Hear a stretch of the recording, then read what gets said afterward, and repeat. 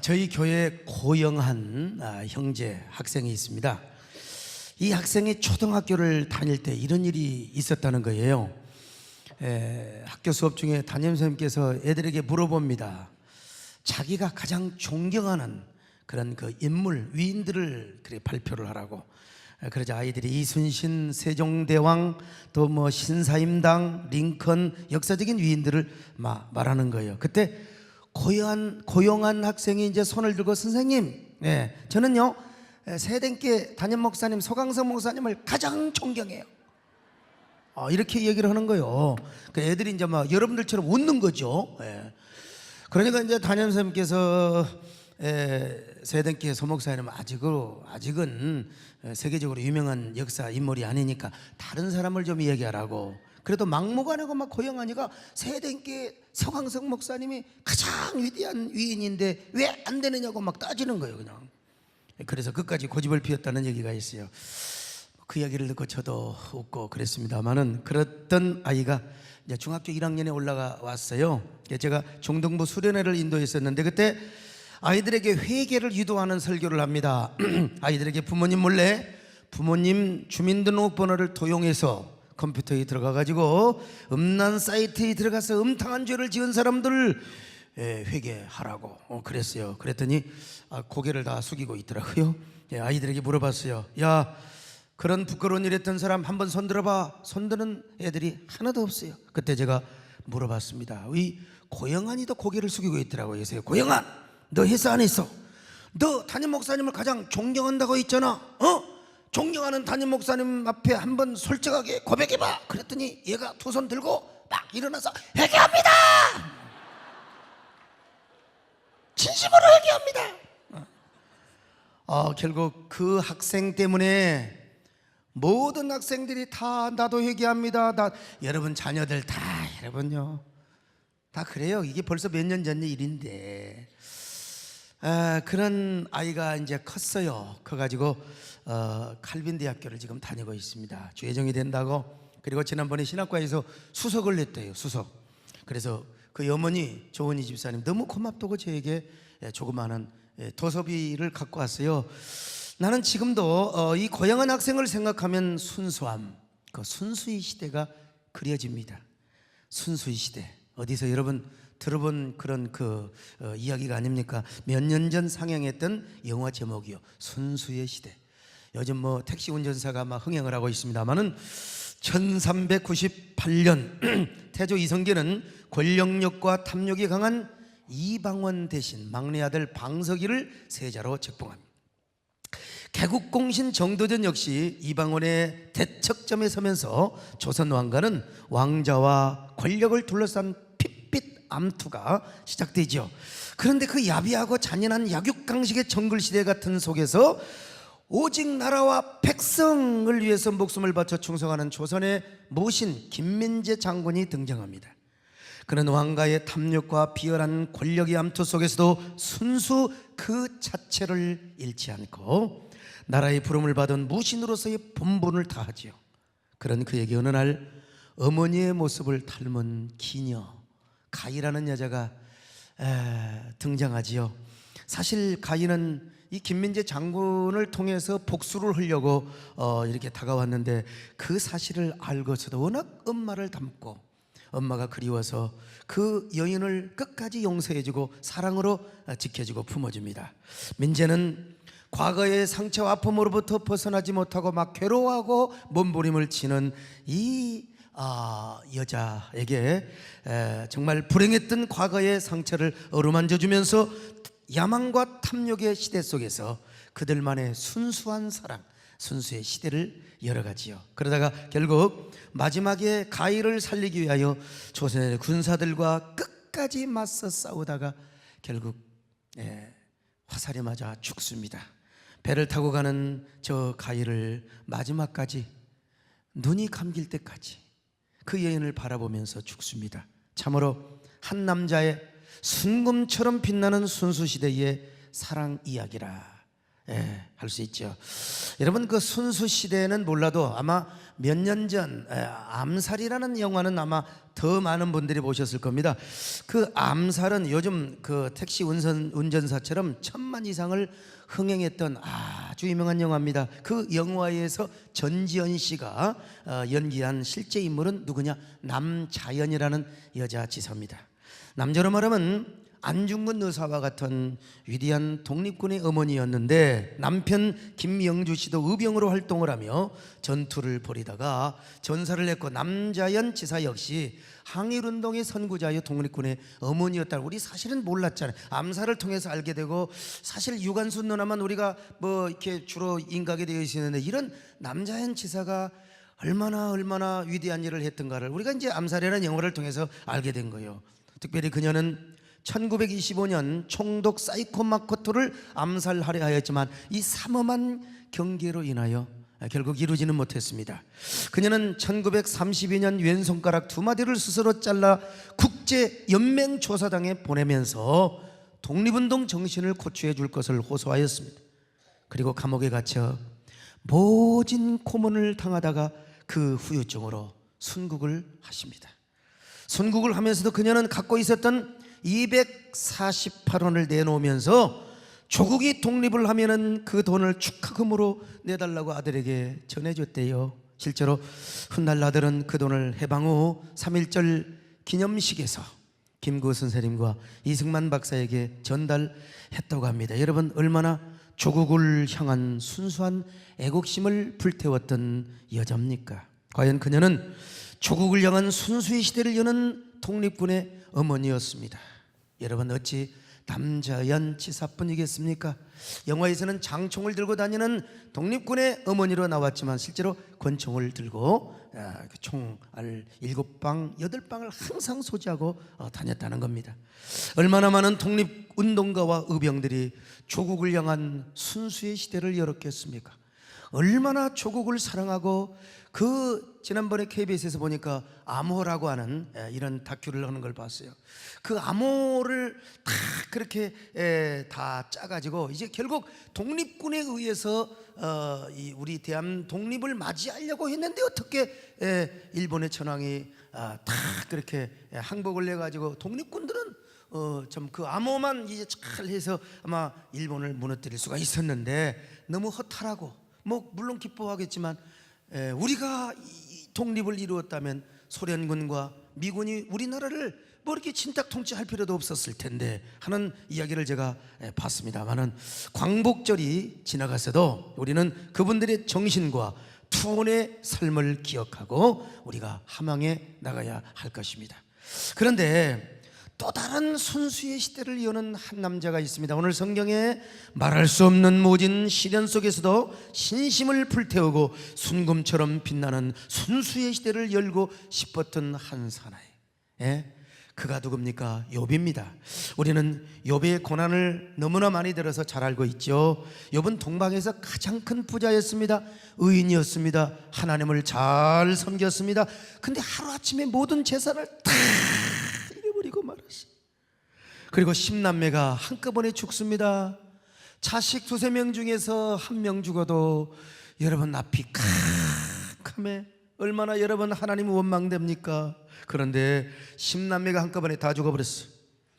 게다가 자기 몸은 고칠 수 없는 악창이라는 불치병이 찾아왔습니다. 게다가 여러분, 세상에 그의 사랑하는 아내마저 하나님을 저주하고 죽어버리라고.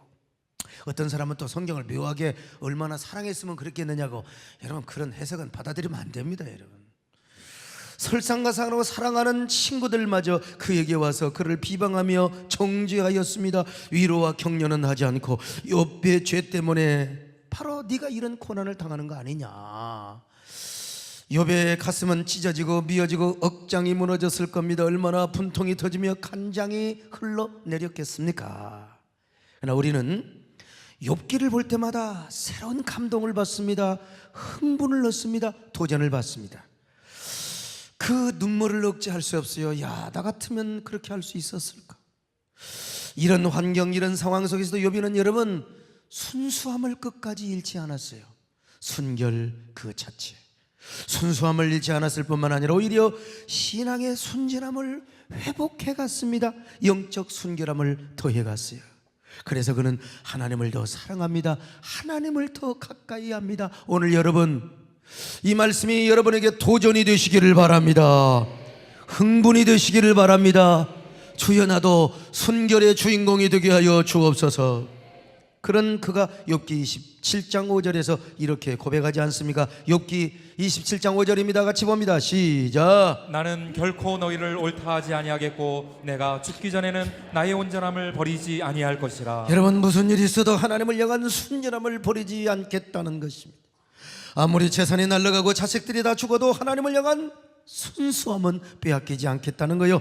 아무리 몸이 병들고 아내가 도망을 가도 오히려 신앙의 순수함을 회복하였습니다.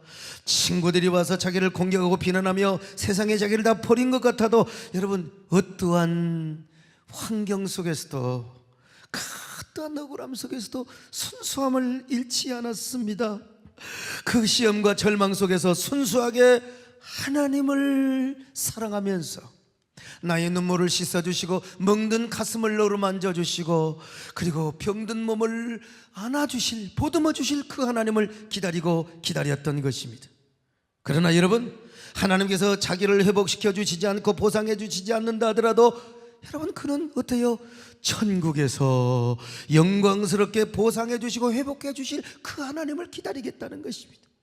이 땅에서 그처럼 억울하게 죽고 분통하게 생을 마감한다 할지라도 그는 반드시 천국에서 자신의 신앙의 순수함을 보상해 주시고 영광스럽게 회복해 주실 것을 욥은 믿었습니다. 여러분, 그래서 욥은 이렇게 고백하고 있지 않습니까? 욥기 19장 25절로 26절을 같이 봅니다. 시작. 내가 알기에는 나의 대속자가 살아계시니 마침내 그가 땅 위에 서실 것이라. 내 가죽이 벗김을 당한 뒤에도 내가 육체 밖에서 하나님을 보리라. 여러분, 이게 무슨 말씀입니까? 하나님이 살아계셔서 반드시 그가 땅 위에 서신다. 하나님이 살아계셔서 땅 위에 서신다. 뭐기 위해서? 심판을 하시기 위해서. 그럴 때 우리 하나님은 나의 억울함을 해소해 주실 것이다. 나의 분통함을 보상해 줄 것이다. 그러기 위하여 하나님은 내 앞에 반드시 서주실 것이다. 이 하나님을 믿으시면 아멘합니다. 그러나 만약에 내 생전에 그분이 안 오신다 할지라도, 그가 이 땅에서 나의 억울함을 풀어주시지 않는다 할지라도 나는 반드시 내 육체 바깥에서 내가 하나님을 볼 것이라는 거예요. 나의 육체가 썩은 다음이라도 저 영원한 천국에서 나의 눈물을 닦아주시고 나의 상처받은 영혼을 보듬어 주실 우리 주님을 보게 될 거라는 거죠. 여러분, 이 얼마나 순수한 신앙입니까? 이 얼마나 순전한 신앙을 가지고 몸부림을 치는 고백입니까? 절규하는 모습이죠. 우리 같은 대부분 고난을 당하고 역경을 당하면 신앙의 순수성을 잃어버려요. 금방 타협하고 원망하고 짜증내고 조금만 시험이 오고 역경이 닥쳐도 여러분 좌절합니다. 시험이 빠져요. 하나님이 살아계신다면 왜 나에게 이런 일을 허락하신단 말인가? 사랑의 하나님이라면, 하나님이 선하신 하나님이라면 왜 나에게 이런 고통을 주신단 말인가? 이러고도 우리 하나님은 선하신 하나님이라고 할 수 있단 말인가? 왜 나에게 병을 주시고 왜 나의 가정에 이런 일이 있게 하느냐 이 말이요. 우리 스스로 갈등하고 회의를 품습니다. 그래서 신앙의 순결을 빼앗겨 버리지요. 그러나 여러분, 욥은 고난이 올수록, 역경이 올수록 순수함을 회복했어요. 야, 이거 얼마나 역설적 신앙입니까? 그러니까 이런 걸 생각하면 가슴이 뭉클하고 흥분이 솟구쳐요. 그래서 유명한 지 그라프는 이렇게 해석했어요. 욥이가 훌륭하고, 물론 욥이 신앙이 좋지만 그 안에 예수 그리스도의 인격이 그 안에 내재해 있었다는 겁니다. 오늘 우리의 인내심 자랑할 것 없어요. 여러분, 우리 안에 주님이 왕이 되시면 되는 겁니다. 주님의 인격이 나의 삶을 역동하면 되는 겁니다. 우리도 할 수 있는 거예요. 주님의 은혜 받으면요. 그래서 우리가 순결하게 살아갈 수 있어요. 오늘날 순결함이 아쉬운 시대입니다. 순결을 유지하면 바보처럼 취급받기 때문입니다, 여러분. 그러나 오늘 우리 그리스도인은 순결을 목말라 하시기를 바랍니다. 정결의 연서를 쓰시기를 바랍니다.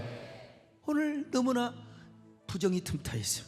다 짬뽕이고 다 퓨전의 시대고 타협의 시대고, 오늘 나부터도 저 순금처럼 빛나는 이 순결의 믿음이 희석해 가고 있지는 않는가. 나 다시 한번 생각해 봤어요. 많이 가슴을 치고 울었어요. 우리의 영혼과 순수한 신앙의 부정한 바이러스가 지금 틈타고 있지는 않는가. 그래서 요즘은 신앙의 순수함과 순결을 찾아보기가 힘들 바로 이때, 오늘 우리는 욥처럼 순수함을 회복해야 될 줄로 믿습니다. 여러분, 순전함을 회복해야 될 줄로 믿습니다. 여러분 모두 정결을 회복하시기를 바랍니다. 순전한 영성의 목숨 거시기를 바랍니다. 정결한 영성의 생명을 거시기를 주의 이름으로 축원합니다. 하나님의 사랑이 영원히 함께하리. 십자가의 길을 걷는 자에게, 순교자의 삶을 사는 이에게, 조롱하는 소리와 세상 유혹 속에도 주의 순결한 신부가 내리라. 내 생명 주님께 드리리. 내 생명만 드리는 게 아니라 여러분의 정결한 영성과 그 영혼을 주님 앞에 바치시기를 바랍니다. 내 순결 주님께 드리리. 그러면 욥은 이러한 시련 속에서 무엇을 뺏기지 않았을까? 어떻게 해서 이렇게 순결한 신앙, 순수 시대를 열어갔을까? 첫째로 그는 역경 중에서도 찬송을 놓치지 않았습니다. 여러분, 그는 말할 수 없는 재난과 실패의 잿더미 속에서도 찬송을 놓치지 않았다니까요. 절망의 강물이 흐르는 절망의 도저한 강가에서도 끝까지 잃어버리지 않았던 게 뭔 줄 아세요? 하나님을 향한 찬양이었습니다. 다른 것들은 다 빼앗기고 포기하고 강탈당했다 할지라도 주여, 나는 이 찬송은 빼앗기지 않겠습니다. 그는 사탄에게 재산도 뺏겼습니다. 마누라도 뺏겼어요. 자식도 뺏겼어요. 건강도 뺏겼어요. 명예도 뺏겼어요. 그러나 찬송은 내가 뺏기지 않으리라. 나는 찬양을 뺏기지 않으리라. 여러분, 그래서 그는 이렇게 고백했다니까. 자, 욥기 1장 21절 같이 봅니다. 시작. 이르되 내가 못해서 알몸으로 나와 싸운즉 또한 알몸이 그리로 돌아가올지라. 주신 이도 여호와시오 거두신 이도 여호와시오니 여호와 이름이 찬송을 받으실지니이다 하고. 얼마나 여러분 도전과 흥분을 주는 말씀입니까? 어떻게 재산이 다 날아가 버리고 자식들 뺏기고 명예 사랑 다 뺏기고 억울한 누명을 쓰고 있는데, 여러분 어떻게 찬양할 수 있어요? 여러분 찬송할 수 있습니까? 여러분의 힘으로? 자, 그러니까 흥분이 되는 거죠. 이 신앙 앞에 우리가 고개를 숙이며 도전을 받게 되는 거죠. 소설가 박완서 씨가 쓴 한 말씀만 나서서라는 책이 있어요. 1988년 넉 달 상간으로 남편을 잃고 아들을 잃어야 했던 작가의 고통과 슬픔과 상처를 기록한 책이에요. 얼마나 힘들었으면 한 말씀만 나서서. 하나님께 얼마나 힘들었으면 이렇게 호소이겠습니까? 힘들고 고통스러운데 우리 하나님은 뭐요? 발장 끼고 침묵만 하시는 것 같아요. 그래서 한 말씀만 하소서. 참 그 한마디만 우리가 들어도 얼마나 그 고통은 컸을까. 근데 욥은 이러지도 않았어요. 무조건 찬양을 했습니다. 여러분, 욥이가 기분이 좋아서 그랬을까요? 헷가닥해서 그랬을까요? 은혜가 철철 넘쳐서 그랬을까요? 아닐 것입니다. 그도 인간인데 슬펐지요, 서러웠지요, 억울함과 분통이 가득했을 겁니다. 그러나 그에게는 뭐가 있었느냐? 역설적 믿음이 있었습니다. 여러분, 역설적 믿음. 내가 이럴 때일수록 내가 하나님을 사랑해야지, 찬양해야지. 이럴 때일수록 내가 주님 앞에 나가서 노래해야지. 인생의 궁극적인 목적이 무엇인가? 하나님의 인생을 만든 게 목적이 바로 하나님을 찬양하는 것이 아니란 말인가? 그러므로 나는 이런 역경 중에도 하나님을 찬양하리라, 하나님과 가까워지리라. 이런 절망 중에도 내가 주님을 노래하리라. 마음을 다하고 성품을 다하고 힘을 다하여 주님을 찬양하겠습니다. 오늘 이 고백이 우리의 고백이 될 수 있기를 바랍니다. 주님 사랑해요.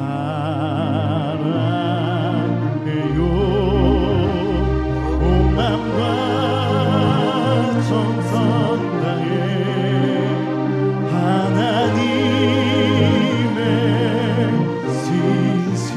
신실한 친구 되기 원합니다.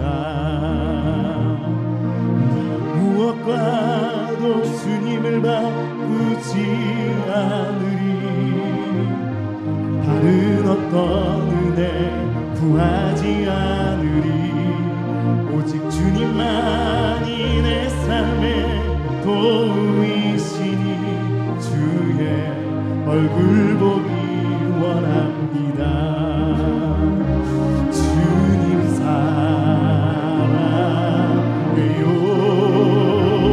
온 맘과 정성 다해 하나님의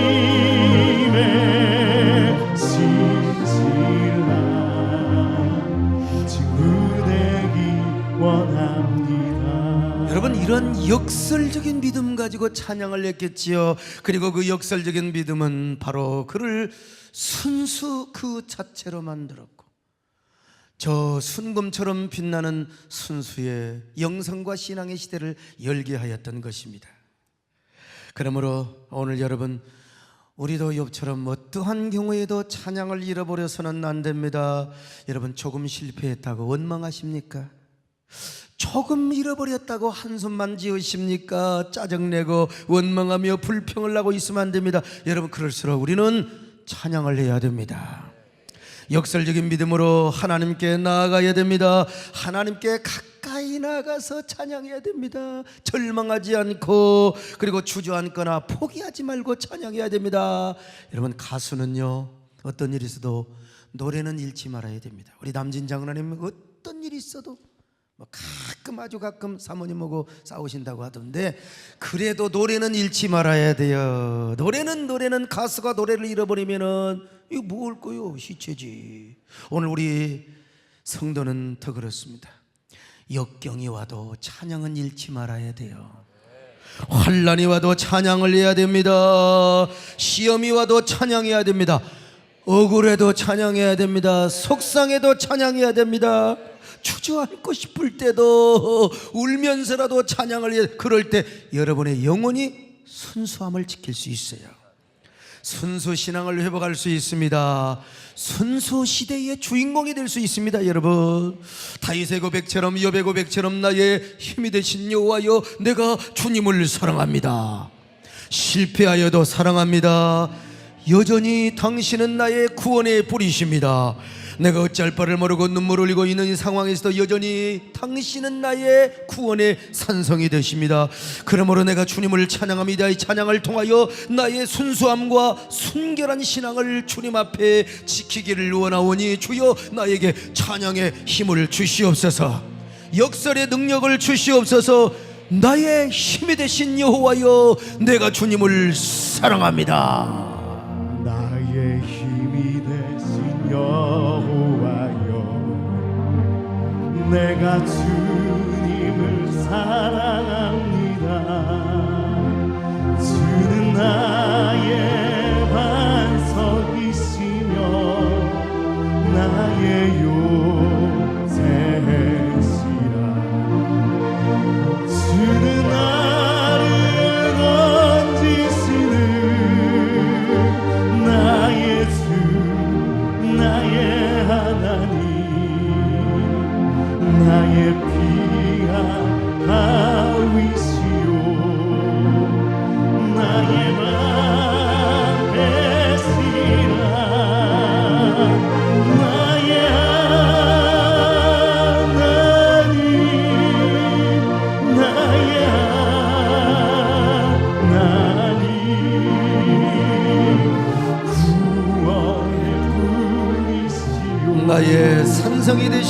나의 산성이라 나의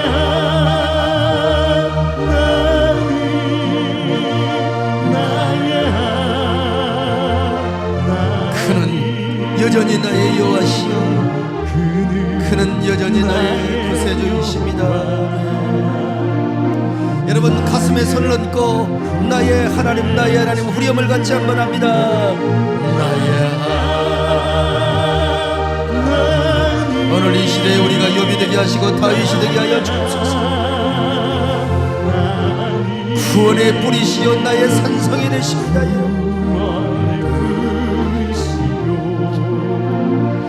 나의 산성이라 나의 하나님.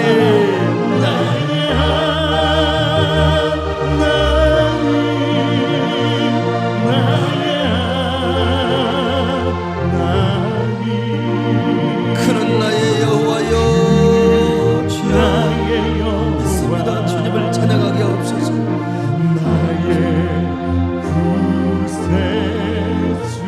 그렇습니다. 여러분 우리의 신앙생활에 찬송보다 큰 무기가 없습니다. 여러분 찬양보다 위대한 것이 없습니다.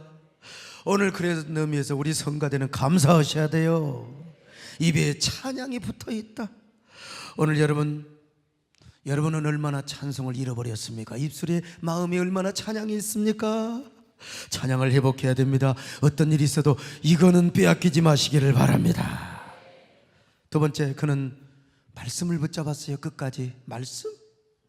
욥은 어떤 상황이 와도 하나님의 약속을 믿었습니다. 말씀을 믿었습니다. 말씀을 붙잡았습니다. 말씀을 빼앗기지 않았습니다. 말씀을 가슴속에 두었습니다. 그래서 그는 다음과 같이 고백하고 있지 않습니까? 욥기 23장 12절입니다 시작. 내가 그의 입술의 명령을 어기지 아니하고 정한 음식보다 그의 입의 말씀을 귀히 여겼도다. 여러분 보세요.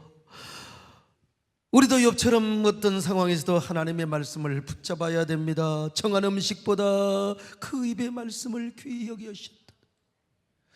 우리의 음식보다도 말씀을 여러분 우리 배고프면 얼마나 헐떡거립니까?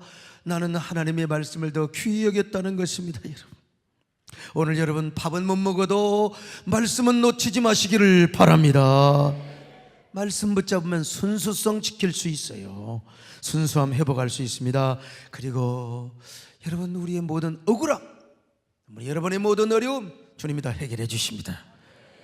인생 살다가 무슨 일 터지고 시험이 닥쳐와도 벌써 말씀이 생각이 나. 환난과 시험 속에서도 막 그냥 정신없어. 그래도 하나님 말씀이 떠올라. 그 말씀을 붙잡고 여러분이 기도하고 찬양하면 여러분 반드시 순수함을 지킬 수 있습니다. 신앙의 순수함을 지킬 뿐만 아니라 여러분 그때부터 하늘의 문이 열려지는 거예요. 하늘의 문이 열려지는 겁니다. 여러분요, 오늘 2부 예배 끝나고 어떤 분이 기도를 받는데 목사님 그쪽은 지난주보다 조금 목사님이 소리를 자꾸 지르려고 하는데 저한테 경고를 해. 조심하시오. 그래 나 조심하겠습니다. 근데 여러분 말씀은 생각 안 나고 자꾸 세상적인 방법이나 사람의 방법만 생각이 나고 그런 방법으로 일을 처리하려고 하면 맨날 사람 방법 그냥 여기 쫓아다니고 저기 쫓아다니고 여러분 이게 잘못하면요 우리 인생이 똥끌리가 돼요. 신앙의 순수성을 잃어버리고 혼쭐나게 되어 있습니다. 영적으로 초람과 비참함의 도의가 될 수 있어요. 욥이는 시험이 왔을 때 끝까지 하나님의 말씀을 붙잡았기 때문에 그는 당당했습니다. 희망이 있었습니다. 확신이 있었습니다. 여러분 흔들리지 않았습니다. 그리고 마침내 끝까지 순수함을 지킬 수 있었고 위대한 축복을 보상받았어요. 여러분이 다 이런 사람이 되시기를 바랍니다. 말씀을 붙잡으시기를 바랍니다. 우리 옆 사람하고 인사 좀 합시다. 어쩌면 그렇게 말씀을 잘 붙잡게 생기셨습니까? 그런 의미에서 다윗도 이렇게 고백했어요. 자, 시편 119편 92절 시작. 주의 법이 나의 즐거움이 되지 아니하였다면 내가 내 고난 중에 멸망하였으리이다. 여러분 다윗도 하나님의 말씀 주의 법을 즐거움으로 삼았어요. 그리고 주의 법을 붙잡아서 고난을 이겼다고 하지 않습니까? 고난 속에서 주님의 말씀을 즐거워하고 이 말씀을 잊지 말고 붙잡아야 됩니다. 여러분들이 다 이런 오늘의 다윗들이 되시기를 축원합니다. 그런데 말씀을 붙잡기 위해서는 여러분들이 평소에 말씀을 읽어야 됩니다. 평소에 규칙적으로. 그럴 때 그 말씀이 언제 어떤 상황에서도 우리가 붙잡을 수 있는 말씀이 되는 거 읽으면 다 잊어먹은 것 같지만 여러분 어려움 당하면 하나님이 팍팍 생각나게 했어요. 읽지도 않은데 뭐 그냥 하나님 읽지도 않으면서 이제 갑자기 오늘의 운세 해가지고 이제 성경을 딱 펴네. 성경을 어떤 사람이 딱 펴니까 세상 이런 구절이 나오다는 거 아니겠습니까? 가론 유다가 목을 메어 뒤지니라. 하이 참 오늘 일진이 안 졌나? 그래갖고 이제 다시 성경을 또 아버지 믿습니다 하고 딱 폈더니 가서 너도 이와 같이 행하라. 하하, 이거 참 아버지 성부서 성령의 이름으로 33판입니다. 그리고 이제 마지막으로 눈을 감고 딱 펼쳤더니 뭐냐, 너는 행하는 일을 속히 하라. 큰일 나지요, 큰일 나지요. 여러분 평상시에 말씀을 붙잡으시기를 바랍니다. 평상시에 보시기를 축원합니다. 세 번째, 그는 끝까지 기도를 잃지 않았습니다. 할렐루야. 여러분 무슨 일이 있어도 기도를 놓치지 않아요. 끝까지 하나님께 기도하고 간구하며 절규하였어요. 그래서 욥기는 욥의 기도를 이렇게 소개하고 있습니다. 자, 욥기 42장 4절 시작. 내가 말하겠사오니 주는 들으시고 내가 주께 묻겠사오니 주여 내게 알게 하옵소서. 42장 10절입니다. 시작. 욥이 그의 친구들을 위하여 기도할 때 여호와께서 욥의 공경을 돌이키시고 여호와께서 욥에게 이전 모든 소유보다 갑절이나 주신지라. 여러분 욥은 기도하는 종이었어요. 아무리 친구들이 와서 단지하고 공격을 해도 그는 기도를 잃지 않았어요. 그 친구들을 위해서 기도했습니다. 그때는 하나님이 복을 욥에게 주었던 거예요. 기도하는 사람 끝까지 순수함을 지킬 수 있습니다. 신앙의 순결함을 더 풍성하게 회복할 수 있습니다. 오늘 마찬가지입니다. 우리가 기가 막힌 고통과 웅덩이와 수렁에 빠지게 되면 기도도 안 나올 때가 있어. 기도가 막혀버려. 기도가 막히면 마치 우리 목구녕에 기도가 막힌 것처럼 신앙도 죽고 우리 영혼도 죽어요. 그러나 웅덩이와 고통의 수렁 속에서도 끝까지 기도를 놓치지 않는 사람은 다시 일어날 수 있습니다. 순수함을 회복하며 다시 일어날 수 있습니다. 기도가 무너지면 여러분 우리의 순수함을 뺏기고 걸레가 되는 거예요, 신앙이. 그러나 기도하면 우리의 신앙은 순수합니다. 그 순결함을 우리가 끝까지 지킬 수 있어요. 여러분 어떤 경우에도 기도를 빼앗기지 마시기를 바랍니다. 걸어가도 기도하시기를 바랍니다. 차에서도 기도하시기를 바랍니다. 끝까지 기독주를 붙잡아야 돼. 그럴 때 우리의 신앙은 하나님을 향하여 더 순수해지게 되고 순결함을 회복할 수 있어요. 제가 가끔 산을 가는데 혼자 가면 걸어가면서 기도합니다. 저 들의 꽃들을 바라보면서 대화하고 기도하고 주여 주여. 이제 같이 가면 우리 장로님들이 말을 거니까 이제 뭐 대답을 해주고 해야 되겠지만 저도 이야기하고 기도하다가 딱 오면은 8시에 기도하는 성도들 내가 중간이면 꼭 들어가지요. 근데 이제 보통 끝날 때, 토요일 날 끝날 때 기도하는 시간이 가장 행복합니다. 여러분 영화 보는 시간보다 기도하는 시간이 행복합니다. 할렐루야. 기도하는 사람이 되시길 바랍니다. 내 기도하는 그 시간 그때가 가장 즐겁다. 오늘 이 노래가 여러분의 고백이 되시길 축원합니다. 내 기도하는 그 시간 그때가 가장 즐겁다. 이 세상 근심 걱정에 얽매인 나를 부르사 내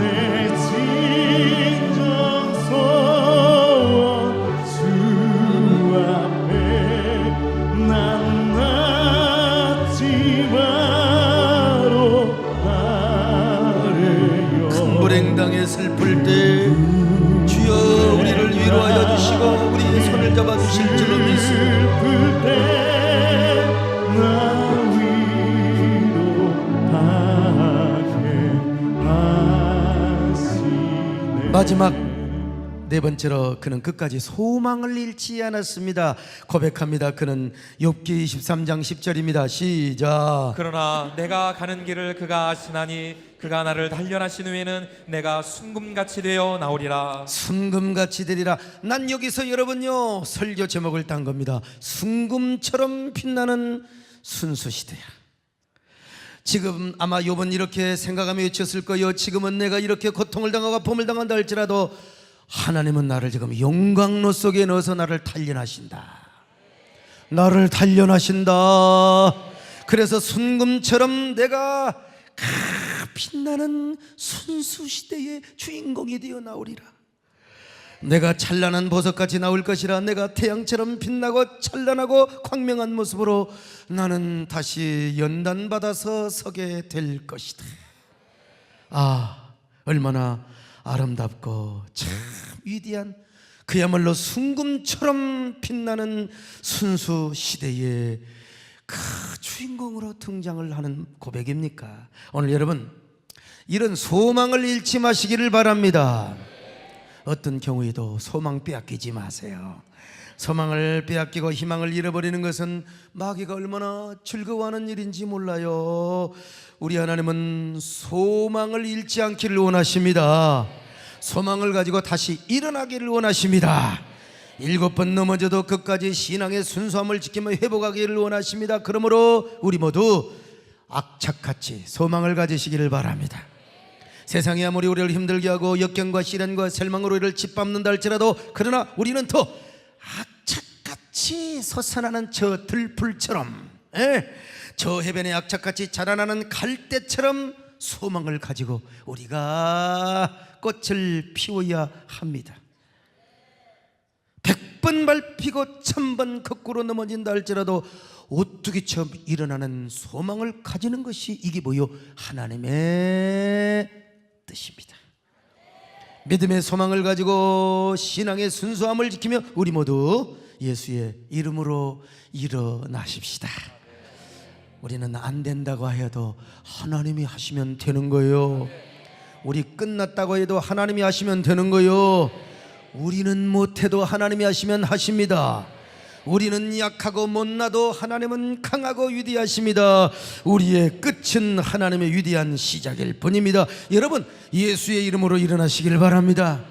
절망하는 사람이여, 자포자기하는 사람이여, 마음에 상심한 사람들이여, 오늘 예수의 이름으로 굳건한 소망을 가지고 예수의 이름으로 일어나리라. 예수의 이름으로 일어나리라. 할렐루야. 예수의 이름으로 나는 일어서리라. 주가 주신 능력으로 나는 일어서리라. 원수가 날 향해 와도 쓰러지지 않으리. 주가 주신 능력으로, 주가 주신 능력으로, 주가 주신 능력으로 일어서리. 이 시대는 순수함이 그립고 아쉬운 시대지요. 신앙의 순결함을 우리가 목말라하고 갈급해야 됩니다. 되는 대로 살고 바람 따라 물결 따라 세상 따라, 여러분 그렇게 사는 게 아니에요. 우리는 확실한 그리스도인의 정체성을 가지고 주님이 주시는 찬송과 말씀, 기도, 소망을 잃지 않고 순결한 여인처럼, 순결한 약혼녀처럼, 사도 바울이 중매장이 된 것처럼 오늘 우리 신앙의 순수함을 회복합시다. 순금처럼 빛나는 신앙의 순수의 시대를 열어가는 에노바이러스가 되시기를 바랍니다. 그런 퍼스트 무버가 되시기를 바랍니다. 우리는 순수함만 가지고 있으면 되는 거예요. 신앙의 순결함만 회복하면 어떤 상황에서도 하나님이 여러분을 역전의 용사가 되게 해 주실 것입니다. 진정한 축복의 주인공이 되게 하여 주실 것입니다. 주여 순결한 신부가 되게 하옵소서. 정결한 영성의 선구자가 되게 하여 주옵소서. 이런 여러분 되시기를 주의 이름으로 축원합니다.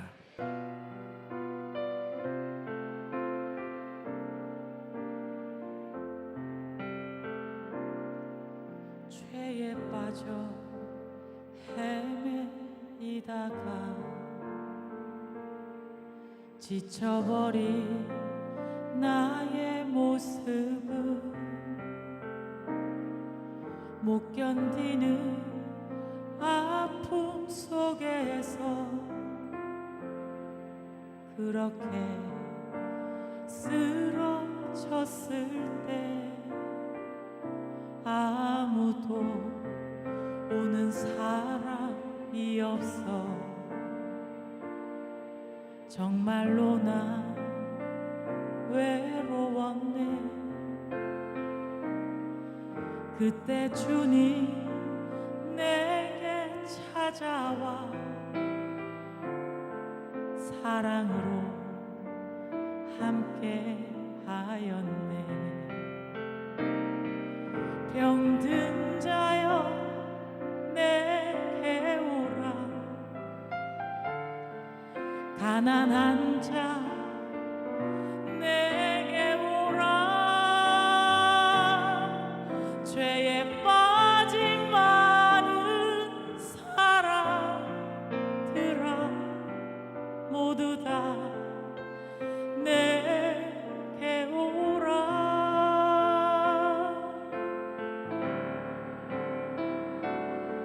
수많은 사람 중에서 주님이 날 부르실 때에 설레이는 나의 마음은 그렇게 기쁠 수 없네.